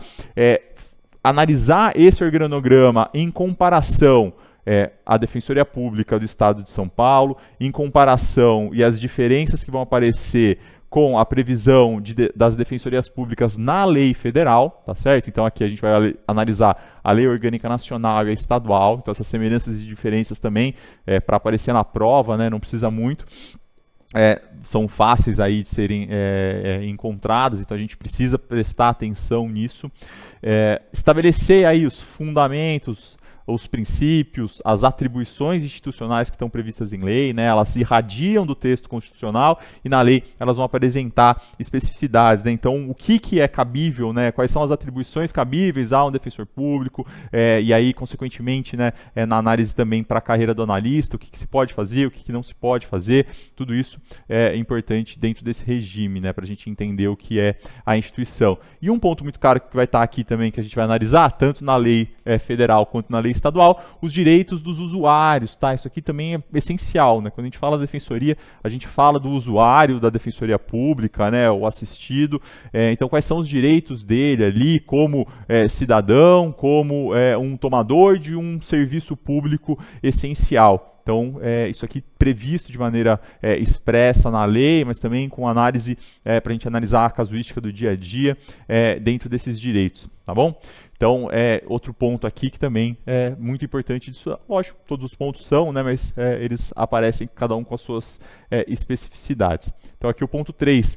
No ponto 4, também a gente vai tratar sobre ele no nosso reta final, acesso a mecanismos internacionais de proteção de direitos, né? Então a Defensoria Pública, por uma atuação ampla, então ela vai atuar de maneira judicial e extrajudicial em todas as instâncias. E quando eu digo todas as instâncias, é do primeiro grau de jurisdição, são os recursos dos tribunais, a atuação na Defensoria Pública do Estado de São Paulo, nos tribunais superiores, por qualquer defensor, então a banca que o analista vai atuar, ela vai tratar de processos da primeira instância até processos que estão no STF, no STJ, com auxílio muitas vezes de um núcleo, de algum dos núcleos especializados da defensoria, mas com atribuição específica da banca. Então a banca ali que vai desenvolver e vai dar andamento nesses processos. Em todas as instâncias. Aqui a gente não tem uma divisão de cargos para atuar em cada um desses tribunais. A atuação também perpassa pelos tribunais superiores e perpassa também por uma atuação no sistema interamericano. Então, a criação de precedentes aqui, e aí muitas vezes com atuações específicas dos núcleos especializados, criação de precedentes, a levar determinados casos a os instrumentos internacionais. Aqui a gente está falando de Comissão Interamericana, a gente está falando da Corte Interamericana e também no sistema onusiano. E aqui, no sistema da OEA, né, nos Estados americanos, a gente tem uma figura importante que é o defensor interamericano. Então, quem que é esse defensor, o que ele faz, quais são as atribuições, como ele vai ser escolhido, tudo isso é previsto aqui de maneira expressa no edital, mas tratando principalmente dessa amplitude de atuação da Defensoria Pública. Ela não vai se basear só na resolução na primeira ou na segunda instância, ela vai procurar ali atuar até a última instância, que para a gente aqui vai ser até os recursos aos tribunais de direitos humanos. Certo? Então, aos mecanismos internacionais de proteção aqui. Então, o sistema interamericano, o papel do defensor interamericano, a sua regulamentação, a Corte Interamericana, vamos dar uma analisadinha nos casos que são mais relevantes aqui. E aí aqui, lógico, a gente não vai adentrar na matéria especificamente, né, direitos humanos, vocês vão ter toda uma carga também no reta final para analisar os sistemas, o sistema interamericano, mas aqui a gente vai falar especificamente do que diz respeito ao defensor público interamericano e a sua atuação, tá bom? Tanto aí com a comissão, com a Associação Interamericana de Defensorias, né, estabelecer como é que são escolhidos, o que eles fazem, qual é a atribuição, tá certo? Atuação individual e coletiva, meios extrajudiciais. Aqui é um ponto muito importante, a gente tem até recentemente a política de resoluções extrajudiciais de conflito que foi fixada entre as defensorias públicas para se desenvolver essas metodologias. Por mandamento constitucional, a Defensoria tem atribuição de atuação judicial e extrajudicial. Então, essa atuação extrajudicial para desafogar a atuação de base aí com ajuizamento de ações é muito relevante na prática e não por outro motivo está previsto no edital. Então, quais são esses instrumentos extrajudiciais, né? Que a gente tem várias saídas e aí aqui a casuística também, né? A atuação específica de defensores públicos vai criando alguns mecanismos próprios que a gente vai analisar também alguns casos paradigmáticos que vindos, inclusive, da Defensoria Pública do Estado de São Paulo, né, o que é importante aqui para a gente pensar nos estudos para esse edital. Vamos lá, o próximo ponto aqui, educação em direitos, outro ponto muito importante para a gente estabelecer, né, o que é educação em direitos, qual é a sua dimensão, quais são os seus princípios e qual que é a relação da Defensoria Pública, né, ela tem uma atribuição para desenvolvimento dessas atividades, como que elas podem ser desenvolvidas. Litigância estratégica também, aqui muito importante esse tópico. Evidente que quando você tem uma proteção de direitos aqui em massa, né, um grupo de sujeitos vulneráveis em larga escala, a litigância estratégica busca aglutinar determinados assuntos, determinadas demandas em atuações pontuais específicas que não se confundem apenas e tão somente com ajuizar, por exemplo, uma ação civil pública, mas sim com toda uma atuação extrajudicial, atuação em outros órgãos, em órgãos reguladores que permitam a atuação da Defensoria. Então, a gente entender o que é esse conceito e como ele se adentra nas atividades da Defensoria Pública. Certo? Então aqui também um tópico importante. Litigância repetitiva, litigantes habituais e eventuais, aqui também é uma característica, aqui é um tópico de estudo muito caro ao acesso à justiça, a gente vai falar um pouquinho sobre os principais pontos do acesso à justiça, a diferença dos litigantes habituais e eventuais, não preciso dizer para vocês, né, a Defensoria Pública, sempre que saem os últimos anos aí, quando foi vinculado os maiores litigantes nos tribunais superiores, a gente tem lá, tem o INSS, tem várias instituições e a Defensoria Pública do Estado de São Paulo está sempre lá. Pelo volume de atuação nos tribunais superiores, buscando essa litigância estratégica e buscando também essa litigância habitual, né? Você criar há uma diferença muito grande em você atuar de maneira repetitiva num determinado tema, entender como ele funciona, estabelecer estratégias de atuação nele, do que você atuar ocasionalmente, né, de maneira desorganizada. Daí o modelo público de acesso à justiça e de assistência jurídica integral ser tão importante para o nosso dia a dia. Bom, então aqui também essa conceituação, a gente vai falar participação na formação de precedentes, né, no Tribunal de Justiça e nos tribunais superiores. Aqui sempre lembrando, existe inclusive um comitê de precedentes hoje fixado, né, na Defensoria Pública do Estado de São Paulo, justamente para fazer o estudo e o mapeamento de como os tribunais vêm decidindo determinados temas e também para que possa a Defensoria atuar de maneira estratégica em determinados temas, tá certo? Então aqui é a possibilidade de junção de todos esses conceitos da litigância estratégica e da criação de precedentes, considerando que desde 2015, né, com o Código de Processo Civil, a gente trouxe a aplicação dos precedentes, né, de uma maneira muito clara para o nosso sistema de justiça. Então, a atuação da Defensoria com amicus curiae e custos vulneráveis aqui, né, então a atuação nos tribunais, quando ela não atua diretamente pela parte. Então, como um fiscal de vulnerabilidades ou como amigo da corte, quando que isso vai acontecer?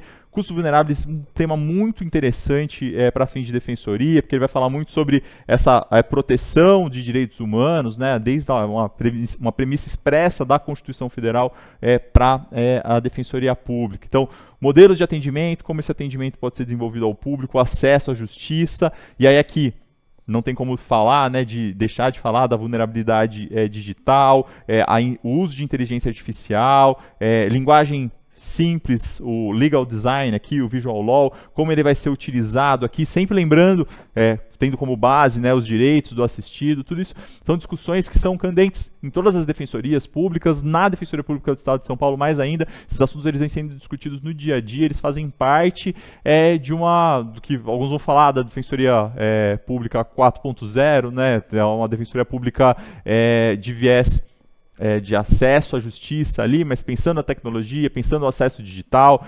quais são os entraves para que o acesso à justiça seja praticado através desses mecanismos também. Então isso aqui é um dos assuntos do momento, né, na instituição como um todo. É importante essa análise. O impacto da pandemia de Covid, né, no sistema de justiça, ele trouxe aqui a pandemia acabou trazendo uma certa aceleração nessa digitalização, até porque passaram-se anos sem a possibilidade de contato direto entre as pessoas. Aqui a gente tem, então, esses estudos, e hoje a gente já tem alguns estudos, né? A própria Defensoria do Estado de São Paulo, ela teve que se antecipar, né? Ela teve que tornar um atendimento digital aqui que antes não existia para dar conta desse momento histórico que foi a pandemia. O atendimento prioritário, então aqui estabelecer, né, onde ocorre, né, infância e juventude, pessoas com transtornos mentais, aqui por um atendimento especializado, a gente tem regras, a gente tem deliberações da instituição sobre o assunto, a gente vai tratar no reta final de cada um desses pontos, certo? Então aqui é muito importante esse atendimento prioritário, a premissa constitucional, né, de onde a Defensoria deve atuar com prevalência. Aí a gente vai para o sexto tópico, né? Aqui o sexto tópico ele vai falar, pessoal, um pouquinho, ele é um tópico clássico quando a gente vai falar de qualquer carreira pública, né? Que são os limites e atribuições do cargo. Então aqui a gente está falando do servidor público, então quais são as atribuições do defensor público, o que ele pode fazer, o que ele não pode fazer, o que há a previsão legal sobre, tá bom? Então o regime jurídico da carreira aqui de defensor e das carreiras de apoio, e aí aqui a gente está falando, né, do cargo de analista, então é importante, você vai entrar na Defensoria Pública, você vai ser um dos seus analistas, você entender qual é o regime jurídico, né? Quais são os cargos e funções do defensor, os direitos, deveres, proibições, impedimentos, o regime funcional disciplinar, tá certo? Então, quem fiscaliza a atividade funcional, os PADs, né, os processos administrativos, como eles são desenvolvidos, as sindicâncias, então aqui a gente vai entender um pouquinho desse processo, e aí eu quero destacar com vocês aqui esse ponto aqui, ó, o termo de ajustamento de conduta disciplinar. Aqui está uma das minhas apostas para a gente focar no reta final, né? Também é um tema muito interessante, um tema novo de busca de fiscalização e responsabilização das atividades, tanto dos membros, né, da carreira fim, quanto dos quadros de apoio, de responsabilização fugindo da lógica do PAD, do sistema sancionatório ordinário e convencional, que a gente tem no serviço público, né? Então, um termo de ajustamento de conduta, ele permite, de uma maneira célere, de uma maneira não estigmatizante, né? E com o propósito qual? O propósito de se buscar um serviço público de qualidade, um serviço público que atenda às expectativas e às necessidades do cidadão. Os termos de conduta, eles permitem essa maior maleabilidade do que muitas vezes um procedimento, uma sindicância, um procedimento administrativo, que às vezes ele vai ficar empurrando ali uma determinada necessidade de tomada de providências, tá certo? Então isso aqui, o termo de ajustamento de conduta disciplinar, ele foi também regulamentado, aí, organizado na instituição recentemente, e a previsão expressa dele aqui no edital traz essa possibilidade de cobrança, né? Então acho que aqui é um ponto para a gente tratar nessa dinâmica aí do regime jurídico dos servidores públicos. Próximo tópico, pessoal. Então, a gente vai aqui para o tópico 7, né? O tópico 7, ele vai falar sobre mecanismos de transparência e participação e gestão. Então, são os mecanismos de governança colaborativa, né? A governança aqui estatal, né? Não particular, privada, mas os sistemas de governança e de maleabilidade, de inserção da vontade pública e da vontade dos assistidos, dos movimentos sociais na instituição.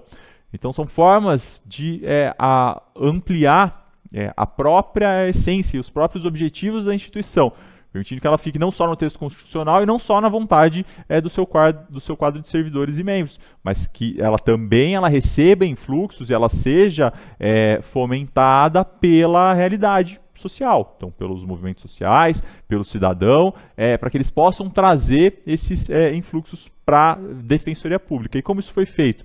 A gente tem vários sistemas aqui que permitem essa abertura da Defensoria Pública à gestão e à participação e transparência. A gente tem a ouvidoria externa, a gente vai entender como ela funciona, quais são os limites dela. A gente tem os sistemas de conferência e pré-conferências, que é um momento no qual a população, os movimentos sociais, a população como um todo, pode dar ali as diretrizes e quais são os principais assuntos que a Defensoria Pública deve buscar enfrentar em determinados períodos. A gente tem os momentos abertos que ocorrem nas reuniões de conselho do Conselho Superior, que permite também a qualquer cidadão se inscrever e trazer um determinado assunto para a Defensoria Pública, e os planos de atuação que vão ser estabelecidos periodicamente, certo? Então a gente tem os encontros anuais aqui, qual a função da escola da Defensoria. Outro ponto que eu quero trazer com vocês, né? O Colégio Nacional de Defensores Públicos, né, o CONDEG, então entender aqui para que serve o CONDEG, qual que é a função dele, diferenciar ele em relação ao CNJ, ao CNMP. Então a Defensoria Pública não tem um Conselho Nacional ali de previsão constitucionalizada, mas ela tem o CONDEG, que vai fazer às vezes de uma organização institucional de todas as defensorias, tá certo? A função dos núcleos especializados, tá? Políticas afirmativas, muito importante, a gente acabou de passar por um concurso público da Defensoria do Estado, no qual as políticas de ingresso e as ações afirmativas foram muito exitosas. Lógico, todo o sistema ali ele tem que ser melhorado, mas ele trouxe uma perspectiva de buscar preencher, de não ser um sistema meramente formal, né, mas que ele materialmente levasse ao preenchimento das vagas nas previstas nas cotas. Então é importante a gente destacar como isso foi desenvolvido, acho que é um ponto também interessante para a gente trazer. Proteção de dados, isso aqui é muito importante, né, onde ela se enquadra na Lei Geral de Proteção de Dados, de acesso à informação, hoje com o sistema judicial, com a aplicação da inteligência artificial, com a utilização dos sistemas, né, aqui a Defensoria utiliza o sistema, o DOL, e aí esse sistema ele basicamente contém todas as informações dos assistidos, né, então a gestão desse sistema, dessas informações também é crucial aqui, a proteção dessas informações dos assistidos, porque vejam, você vai tratar na Defensoria Pública muitas vezes com um cidadão que vem buscar informações e ele está sendo acusado, ele está sendo processado, ele tem um mandado de prisão muitas vezes contra ele. Então as informações sensíveis sobre ele fazem total diferença entre ele ser preso e ele não ser preso, ou ele ser encontrado para responder um determinado processo ou não ser encontrado. Então quais os limites e como isso funciona na prática para que haja a proteção desses dados do cidadão, certo? Então esse aqui é um ponto relevante também. E aí o ponto 9, ele vai trazer para a gente a previsão legal aqui do que pode cair na prova, né? Então, referências normativas até a publicação do edital, Constituição Federal, Constituição do Estado de São Paulo, e aí a Lei Federal, né, 8094, e as leis estaduais que tratam sobre Defensoria Pública, tá certo? Então esse é o mote aqui, pessoal, essas são as principais características que a gente tem no edital. Então o edital muito bem organizado para a gente desenvolver os nossos estudos, e no reta final a gente vai ter a possibilidade de tratar sobre todos esses temas aí, desenvolver os estudos e com certeza trazer vocês com uma preparação legal para fazer a prova, tá bom? Então um grande abraço aí, vejo vocês nas aulas do reta final e ótimos estudos para todos. Tchau, tchau.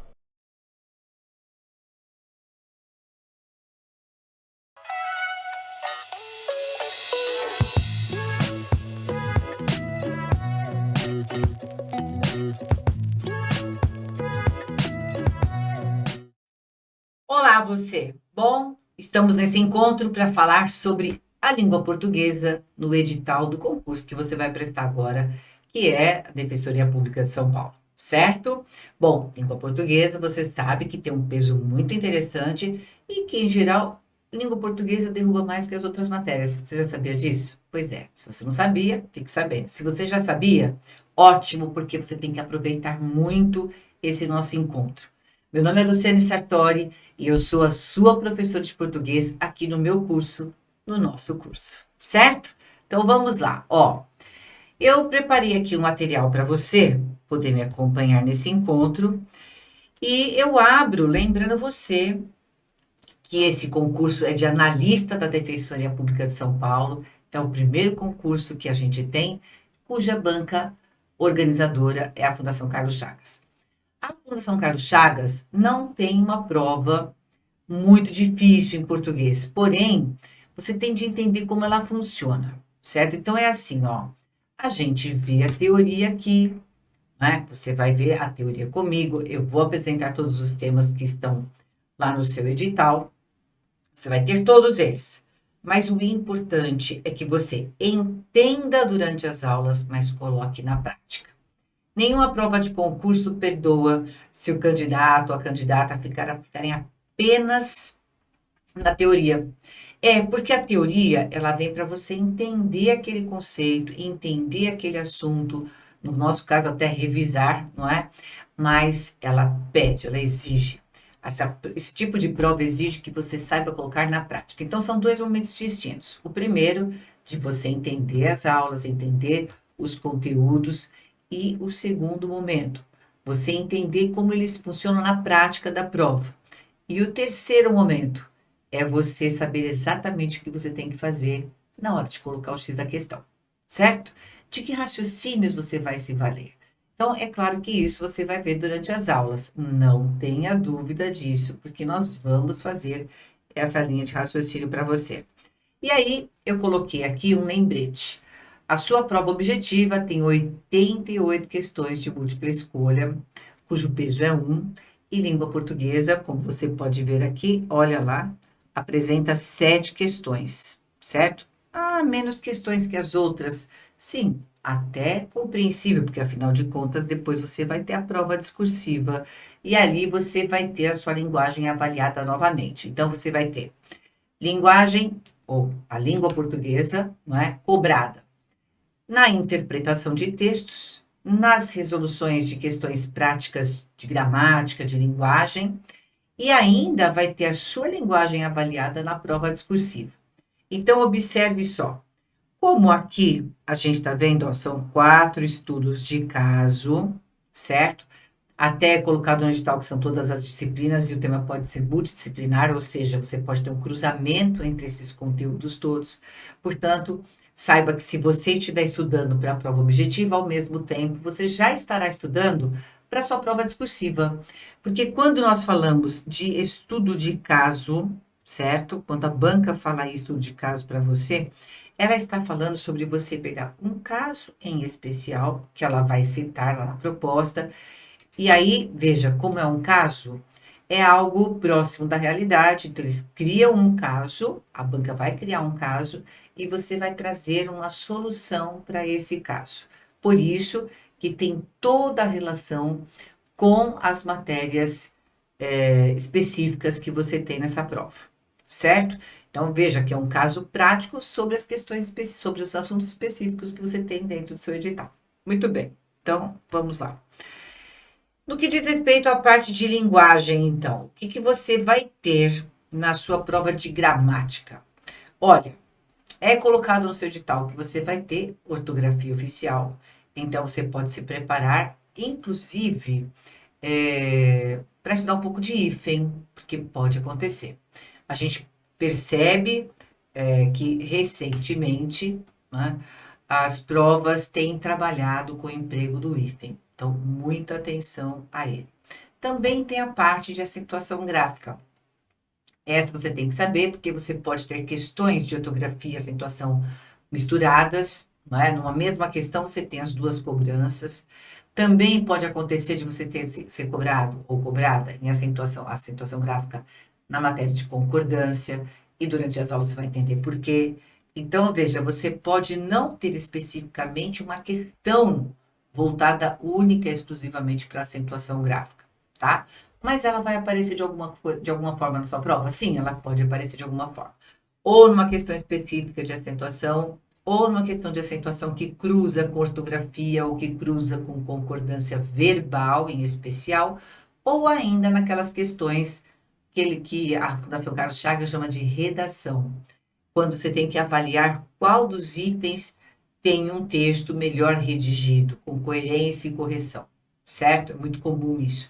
Então, quando você lê aqui redação dentro do edital, que eu vou mostrar para você, no conteúdo programático não é a redação discursiva, não é o que você vai redigir, mas sim para você avaliar textos escritos pelo examinador e você tem que saber se eles estão certos, se eles estão errados e assinalar o melhor texto. Muito bem.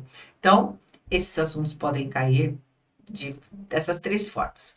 Aí a gente tem morfossintaxe, não é? Colocado no seu edital, assim como a gente tem classes de palavras. Então, entenda o seguinte, quando a gente for estudar, a gente vai estudar morfologia, certo? Entenda aí, a gente vai ter que estudar morfologia, e a morfologia pressupõe o estudo das classes de palavras, ou seja, da classificação das palavras. Então, o que é um substantivo, o que é um adjetivo, o que é um pronome, o que é um advérbio. E na colocação da frase, essas palavras podem ter suas funções alteradas de acordo com o contexto? Podem. E elas também assumem o papel sintático do sujeito, complemento, objeto direto, objeto indireto, agente da passiva, e você fala, nossa, Luciana, eu não lembro nada disso, mas tenha calma que a gente vai lembrar. Então, morfossintaxe é o cruzamento dessas classificações de palavras com as suas funções sintáticas de sujeito, objeto direto, etc., na elaboração da frase.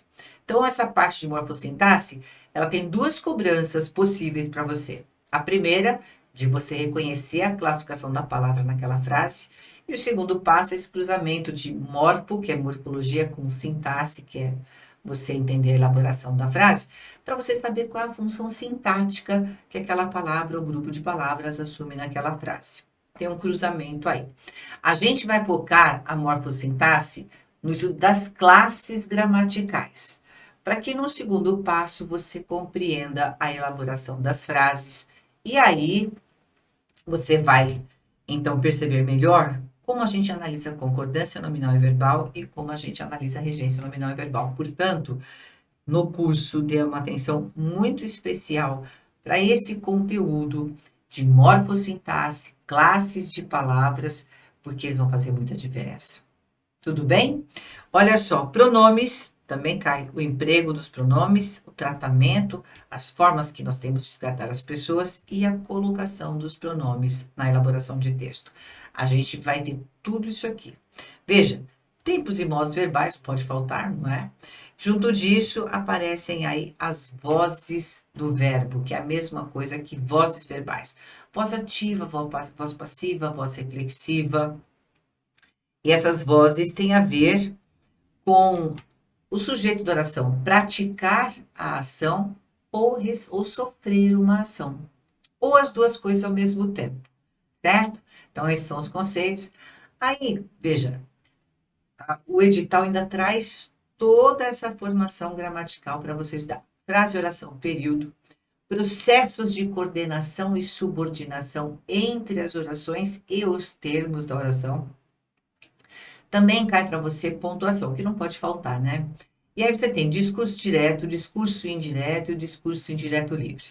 Quando a gente vê esse nome lá no conteúdo programático do edital, a gente fala, do que será que esse homem está falando? Ou, enfim, o que essa banca está falando? Veja, não se assuste. Discurso direto, indireto e indireto livre dizem respeito a você reconhecer que no texto existe a fala do personagem, então ele fala diretamente no texto.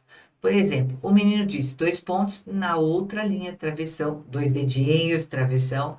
Quero doce, mamãe. Fechou a fala do menino. Então, ele falou no texto, portanto, é um discurso direto. O indireto é quando o narrador conta o que o personagem diz. O menino disse para sua mãe que queria doces. Fica um tanto quanto sem graça, né? Porque quando o personagem fala diretamente no texto, dá mais vida para o texto, ele fica mais dinâmico. E o discurso indireto livre, você vai ver que é a mistura disso, certo? Bom, e olha como eu estava dizendo para você, o que não podia faltar, redação. Então, vou repetir. Essa redação que aparece no conteúdo programático, nada tem a ver com a redação que você vai fazer no dia da prova, com a sua redação discursiva. Essa redação é para você avaliar os itens A, B, C, D, E, e você vai ter que achar qual é aquele que está melhor redigido no que diz respeito à coerência, né? E a correção gramatical. A Correção também entra aí. Veja, nesse tipo de questão, você pode ter a cobrança de qualquer um dos outros itens. Colocação do pronome, emprego adequado do verbo, concordância nominal, concordância verbal, regência nominal, regência verbal, tudo. Tudo que você viu aqui, inclusive a pontuação. Tudo que você viu que tem aqui nesse conteúdo programático para a parte de português, de gramática especificamente, pode acontecer de cair aqui justamente na redação. Por isso que ele fala assim, confronto e reconhecimento de frases corretas e incorretas. E aí entenda-se que em incorretas, você tem tanto aquelas que são incorretas no que diz respeito à correção gramatical mesmo, né? E outras que são incorretas pela própria construção, pelo sentido do texto, que não vão bater com uma fala, uma ideia coerente, ou não vai fazer sentido. Por isso, esse processo de coordenação e subordinação também pode ser cobrado aí, certo? Pode, pois é. Por isso que eu falo que a parte de gramática é a mais perigosa. Mas veja lá, a gente tem ainda aqui, como eu disse para você, você vai ser avaliado na parte de interpretação de texto. E aí, nessa parte de interpretação, você também pode ter a cobrança do reconhecimento da estrutura de cada tipo de texto, tá? Tanto que aparecem aqui os gêneros textuais. Então, vamos lembrar aqui comigo. Basicamente, o que é tipo textual? É você saber a composição, a estruturação de uma descrição, de uma dissertação, não é? De um texto injuntivo.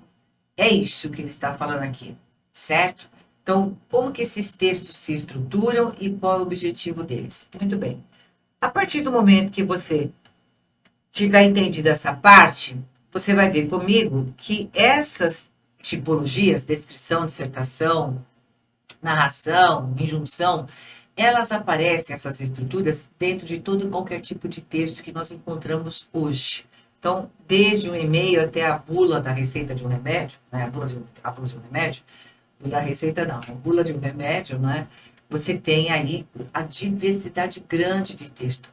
Carta, texto publicitário, qualquer tipo de texto vai constituir gênero textual. E esses tipos que eu falei, narração, descrição, dissertação, injunção, eles podem aparecer nos gêneros textuais, sim, a depender do objetivo desse gênero textual, tá? Bom, então veja, a estrutura é cobrada.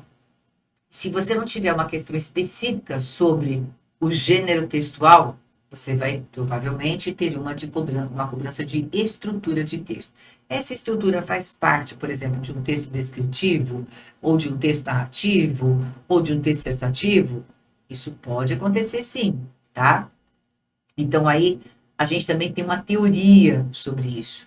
Agora, quando ele fala aqui de coerência argumentativa, elementos de coesão textual, é para você mostrar mais um pouco ainda que você conhece as estruturas textuais e que você conhece os processos de elaboração de texto.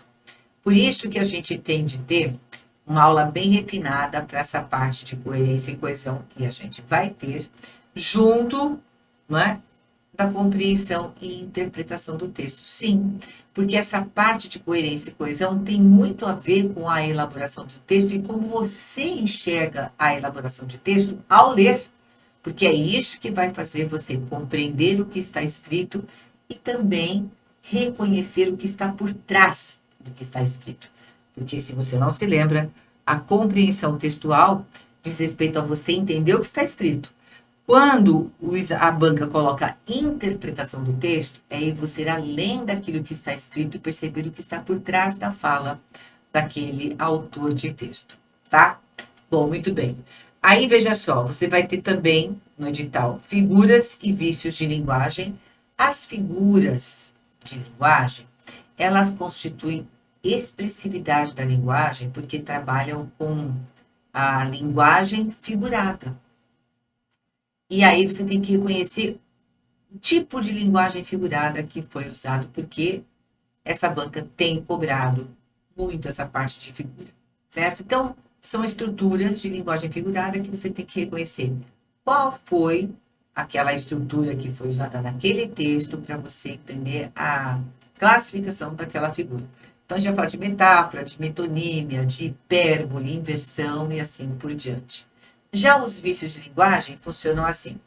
Você entendeu o que é um erro de concordância, um erro de regência, um erro de colocação pronominal, um erro de grafia? Você entendeu também o erro de o acerto de acentuação? Então, os erros que as pessoas mais cometem no dia a dia, no que diz respeito a essa parte de gramática toda, a gente chama de vício de linguagem. Então, é como aquele advogado que fala que ele é advogado. Não é? A pronúncia não fica correta.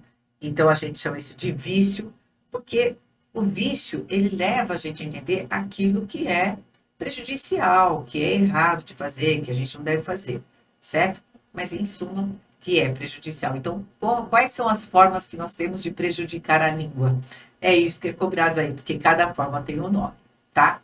E aí, junto disso tudo, a gente ainda vai estudar os níveis de linguagem, para a gente falar da importância do emprego do vocábulo adequado a um determinado contexto, certo?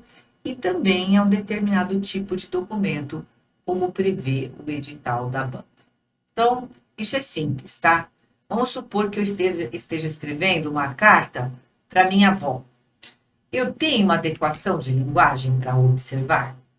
Tenho sim. Eu tenho de ter uma linguagem afetiva com a minha avó. Eu posso tratá-la de forma carinhosa sem ter chamá-la de senhora ou de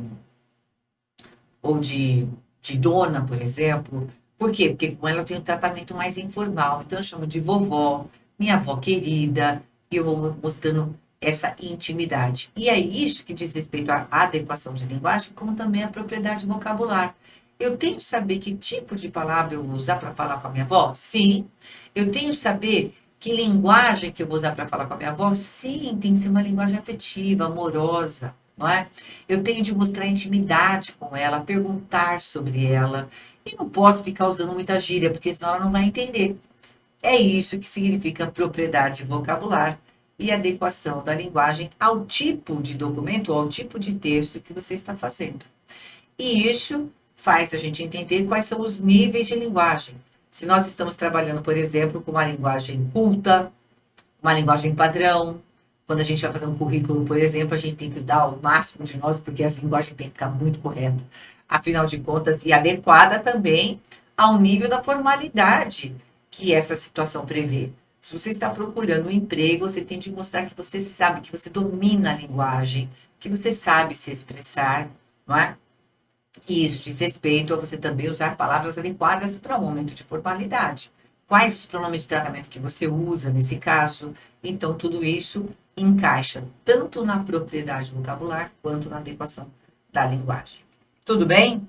É isso que a Fundação quer cobrar de você. Bom, muito bem. Aí, eu tenho uma coisa para falar para você. Você sabia que o nosso cérebro aprende desse jeito? Ah, Luciane, mas como assim? Todo cérebro é igual? É. A funcionalidade do cérebro é igual para todos nós. E eu quero que você saiba o seguinte, que a gente aprende muito por repetição e por diversificação. Então, veja, se você está lendo sobre um assunto, você vai reter 10% dele. Se você ouve, você retém 10%. Então, vamos supor que você pegue o assunto de acentuação gráfica e leia antes de assistir a minha aula. Você já vai assimilar 10% desse conteúdo. Quando você assistir a aula, você vai reter 20%.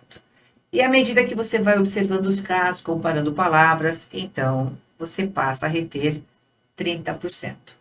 Quando você assiste a aula com propriedade, e presta atenção ao que aparece na imagem, você tanto vê quanto ouve. Isso faz com que você retenha 50% do conteúdo. Se você discutir com uma outra pessoa que quer estudar para essa prova, você vai reter 70%. Se você fizer exercícios, ou seja, se você resolver questões de provas anteriores, você vai reter 80% do raciocínio. E se você ensinar para o outro, você vai reter 95% do conteúdo. Então, o que eu sugiro para você? Que você assista às aulas com atenção. Em português, eu vou dizer, se você estiver com o material na mão, vai ser muito interessante, porque eu faço material interativo. Então, ele vem com a informação parcial, que você vai completar à medida que você for assistindo às aulas. E veja, eu mando material bem completo mesmo, tanto com esse raciocínio para ser feito, como também uma parte teórica de apoio, que eu vou mostrando. Isso aqui é para você ler com cuidado na sua casa. Isso aqui é para você confirmar o que eu estou dizendo. Leia, estude em casa, faça um resumo, faça mapa mental. Eu vou ficar falando essas coisas. Por quê? Porque você, por exemplo, assistiu a minha aula. Vamos lá, você está retendo 50% do conteúdo que você está vendo, você está ouvindo, está registrando. Não é porque eu vou pedir para você registrar. Eu trabalho aqui, ó, nessa faixa da minha aula, com ver, ouvir e escrever. O escrever para o adulto é fundamental, certo? E aí vocês discutem entre vocês, façam grupos de estudo, isso é muito interessante. À medida que você leu com antecedência o que eu vou dar na aula, que você então observou com atenção, que você viu, ouviu e escreveu durante a aula, você fez todo o processo, como eu imagino. Porque eu tenho essa formação, gente, em programação neurolinguística, ou seja, de como o cérebro funciona. Eu tenho essa formação, eu sei do que eu estou falando. Então, quando você vê a aula, você ouve e ainda anota o que é necessário, você vai reter mais de 50%. Dali para frente, é você colocar a mão na massa. Porque até aqui, você estará assistindo aula. Aí você tem que começar a repetir.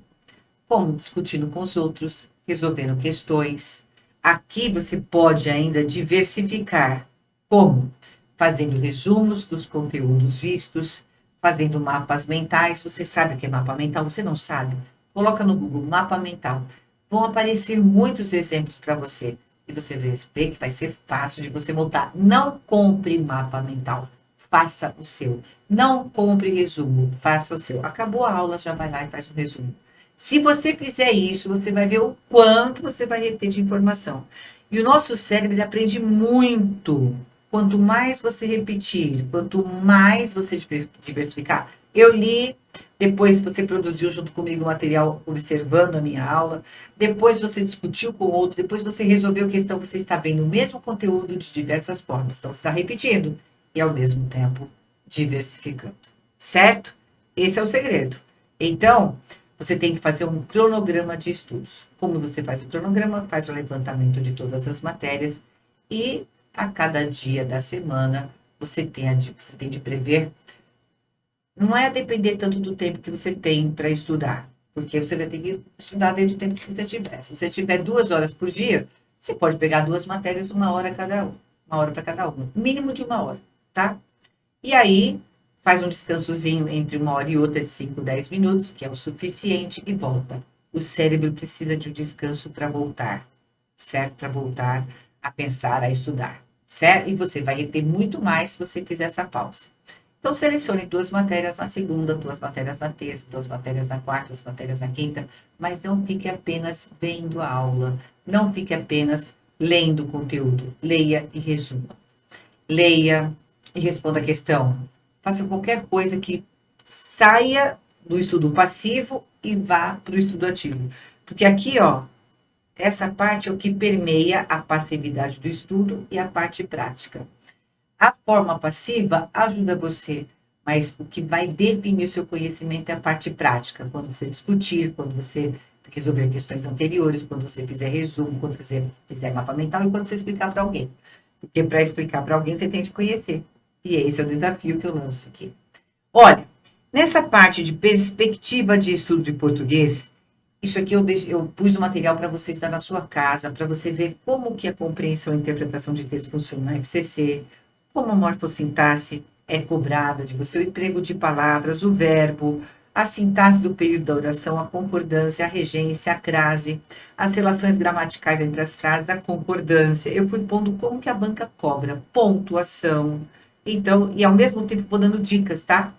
Como que a ortografia oficial pode ser cobrada, a acentuação gráfica, como eu falei agora há pouco. Entendido? E sobre a prova discursiva? Não é sobre a redação em si que você tem que fazer. Bom, é o seguinte, como são 4 estudos de caso, primeiro você tem que saber trabalhar com a estrutura argumentativa, aquela da dissertação. Aprendeu a mexer com essa estrutura? Muito bem. Aí você encaixa a estrutura do estudo de caso. O começo dele, você vai ver que você tem de retomar o caso colocado lá na proposta de redação. Depois você vai aplicar ali leis,